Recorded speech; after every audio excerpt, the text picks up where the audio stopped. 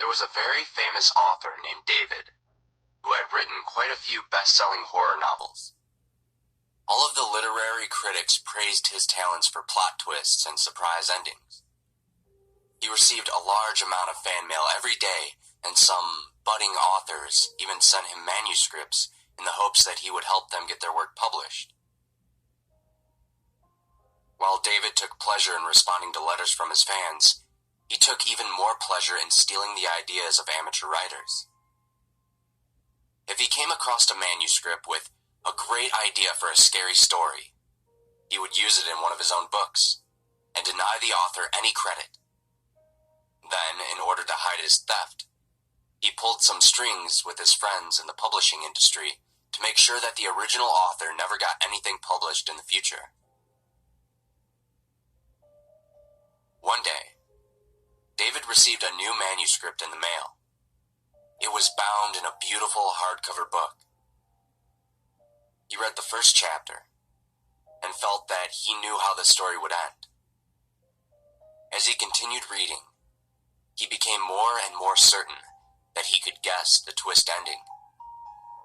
It was growing late, but he wanted to finish reading the manuscript to see whether or not he was right. When David came to the final chapter, he realized that the last few pages of the book were stuck together. Anxious to read further, he pulled the pages apart.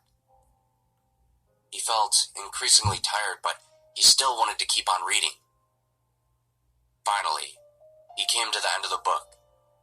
It was exactly the twist ending he had anticipated. The husband had hanged himself just as his wife was committing suicide in the next room. David made the mental note to steal the idea and use it in his next story.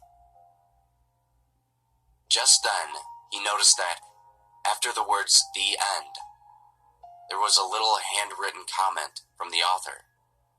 It read, "I already know that you're planning to steal the ideas in this story. I know because you did the exact same thing to me last time I sent you a manuscript. You published it under your own name and didn't give me any credit. You ripped me off and blacklisted me in the industry. Nobody will accept my novels anymore, and I will never again be able to publish anything I write. You have ruined my life, and now I'm going to have my revenge. You had to pull apart the back pages in order to read this, didn't you? Well, those pages contained a poison. Arsenic, to be precise. Are you feeling tired? That is normal. It's one of the symptoms of arsenic poisoning.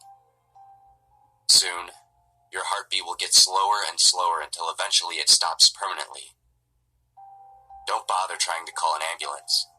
You'll be dead before they arrive. You have already been exposed for too long. Goodbye, David." Some twist endings can be very hard to predict.